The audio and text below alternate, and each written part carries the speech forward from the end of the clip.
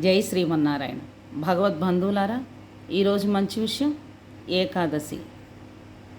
చైత్రమాసంలో బహుళపక్షంలో వచ్చే ఏకాదశిని వరూధిన్యేకాదశి అంటారు. ఈ ఏకాదశి రేపేనండి. ఈ ఏకాదశి రోజు ఎవరైతే విష్ణు సహస్రనామం పారాయణ చేస్తారో వారికి విష్ణు భగవానుడు సకల శుభాలను కలుగజేస్తారు. ఈ ఏకాదశిని ఎవరైతే వ్రతం ఆచరిస్తారో వారికి 1000 గోవులు దానము చేసిన ఫలితము కలుగుతుంది. ఏకాదశి రోజు ఏ దానము చేసినా చాలా ఎక్కువ ఫలితాన్ని భగవంతుడు మనకి కలుగజేస్తాడు. అవకాశం ఉన్నవాళ్ళు ఈ ఏకాదశిని ఉపవాసాన్ని ఆచరించడానికి ప్రయత్నిద్దాము.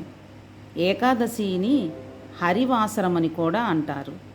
ఈ ఏకాదశిని వ్రతాన్ని ఆచరించేవారంటే విష్ణు భగవానుడికి ప్రీతి. రోజు మనం చెప్పుకునే మంచి విషయాల వీడియోలు మీకు నచ్చితే సబ్స్క్రైబ్ చేసుకొని 10 మందికి షేర్ చేయండి. జై శ్రీమన్నారాయణ.